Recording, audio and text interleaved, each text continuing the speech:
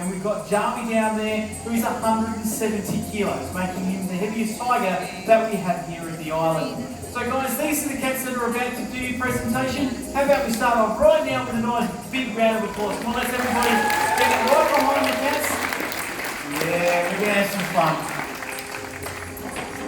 Excellent. Now we're going to be starting off with some milk out here. It is just a normal full cream dairy milk. This first behaviour we'd like to demonstrate, one we refer to as a sit-up for obvious reasons. 1, 2, 3. Let's give them a big round of applause. Fantastic way to start things off out here this afternoon. Now, the sit-up behaviour is generally used by a tiger to gain a little bit of extra height from their body. So perhaps they're walking through long tall grass, trying to locate prey, trying to locate position. Maybe they're trying to pick up a scent mark left on an overhanging branch or rock. This is exactly how they would go about doing that. Now, as you can see, they can sit in this position for extended periods of time. And for us, a fantastic way to give you guys over there an idea of just how big they are. Well, what about if they push up on their back legs? They're going to be a little bit taller, aren't they? And that's what we're going to show you now. We're going to stretch them up into what's referred to as a rise behaviour. If you can imagine that the handlers are a tree out there in the wild, the tiger would lean up against a tree like this, digging its claws into the bark of the tree. Of course, it's going to leave a visual indicator that they've been there and let other cats know just how big the dominant male or female of that territory is. Now, Zachy here is just thought he's seen something over there that's giving him a bit of a scare. It's hard to believe that 155 kilos a tiger can be scared of anything, but sometimes it can be things like rubbish bins, engineers, it can be all sorts of things. So we'll get him back on track here hopefully in a moment's time. So another great thing about the rise is the way that they can actually keep their claws in tip-top condition by removing any bit of dead claw that might be there. So again, very functional behaviour for a tiger.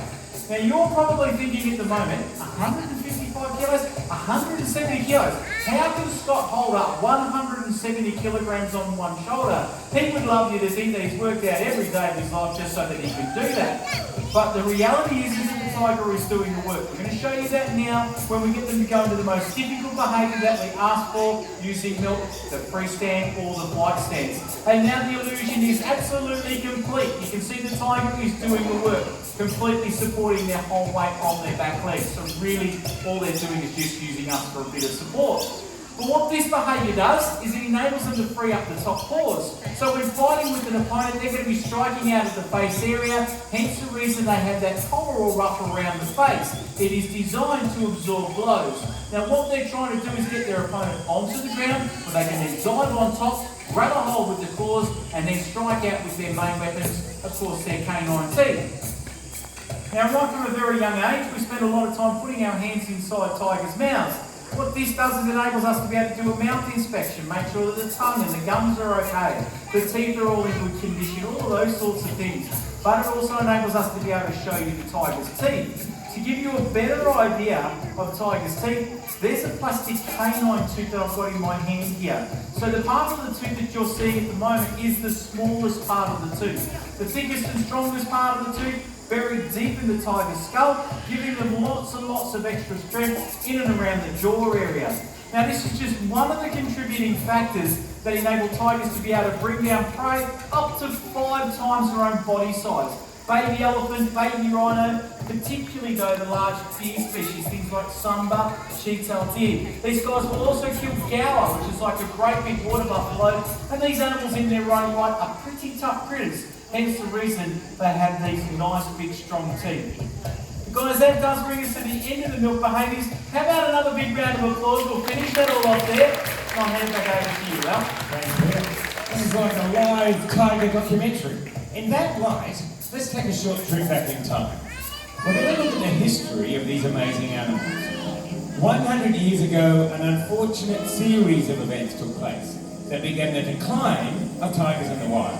A century ago through Southeast Asia, there were over 100,000 tigers roaming wild. It was estimated a few years ago that those tiger numbers had fallen to 4,000 tigers.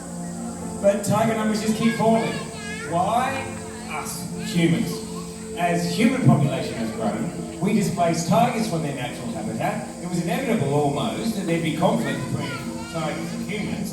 The one you're watching is confronting, but it demonstrates the impact we as a species have had on tigers as a species in the wild.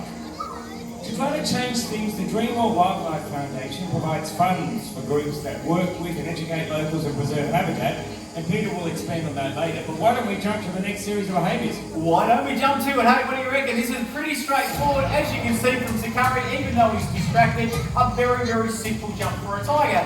Now, this is only 3 metres. Tigers are quite capable of jumping up to about 6 metres, assisted by a few things. Firstly, top speed for a tiger is about 55-60 kilometres an hour, and they will reach that in around 3 seconds, so they can move very, very quickly.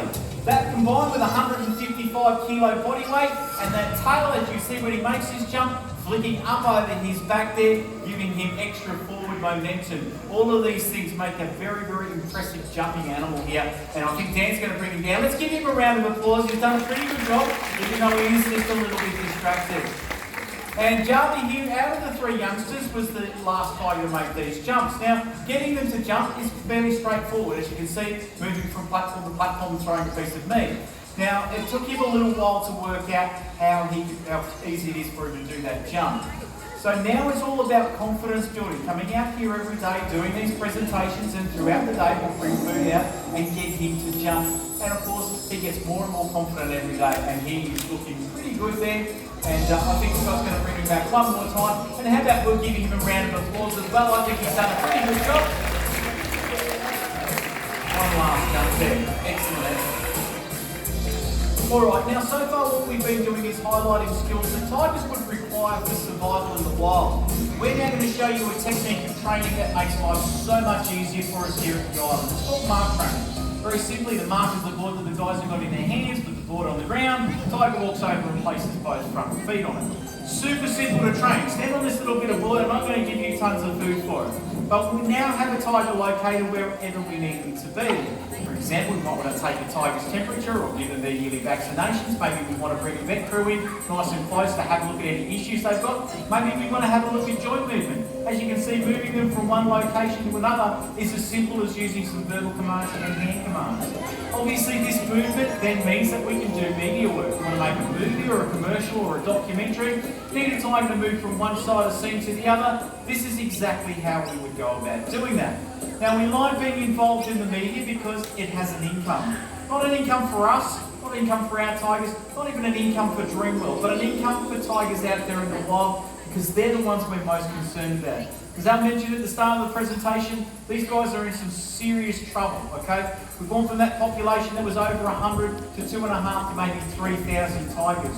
Within the next 10 to 15 years, we are facing complete extinction of the tiger in the wild. Now, the main reasons for the decline of the tiger: deforestation. Now, this isn't just affecting tigers, it's affecting all species of animals, including us. That as well as poaching, so poaching for their body parts and poaching for their prey.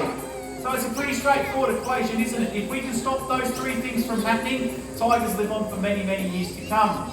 Now, we obviously can't do the groundwork from Tiger Island Dreamworld here in Australia, but what we can do is we can financially support those groups that go out into the wild each and every week looking for any evidence of illegal poaching or illegal deforestation might be going on.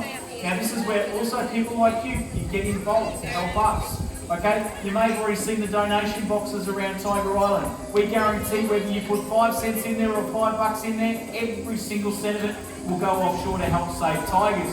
We do the tiger painted paw prints. When they're available, we sell them in the shop. You can go and check them out. They're all individually painted. Wait till you've got a sleepy tiger, bit of non-toxic paint, and away you go. Okay.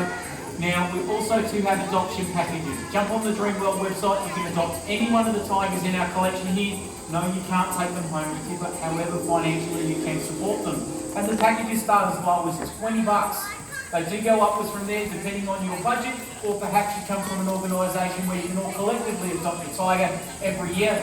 You guessed it, 100% of the money raised goes to helping save tigers. So a few ways that you can get involved to give us the opportunity to support those groups out there in the wild in the DWF. Now, that is the more serious side of what we do.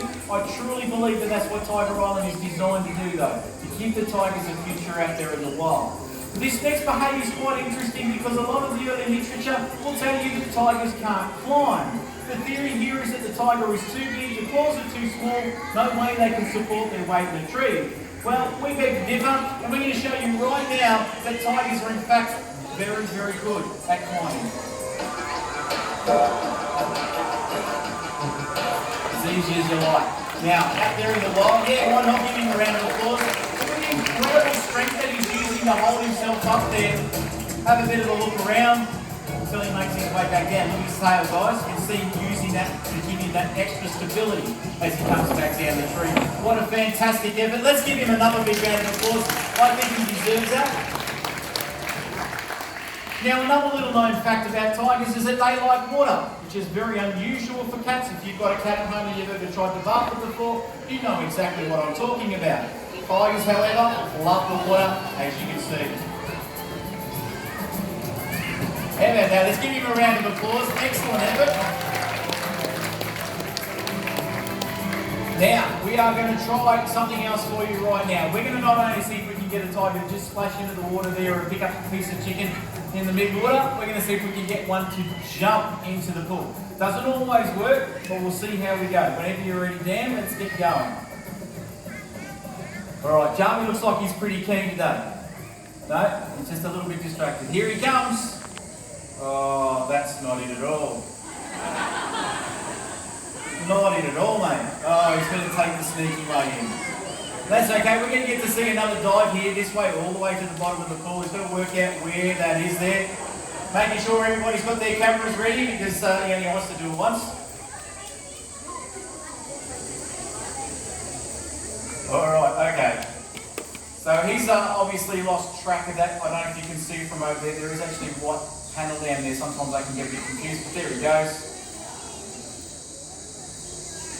Excellent effort. And I think Simon's just indicated that he's going to also see if we can get Khan here to jump into the pool. Alright. Take 3. Here we go. Just going to clear Jarvie out of the landing zone. Well, that's not too bad. What do you reckon? Pretty cool? And keep that applause going for our tiger handlers. Peter on the microphone, Simon, Dan and Scott. Very skilled and knowledgeable handlers. Folks, that brings us to the end of our Tiger Island presentation. We hope you now realise the urgency of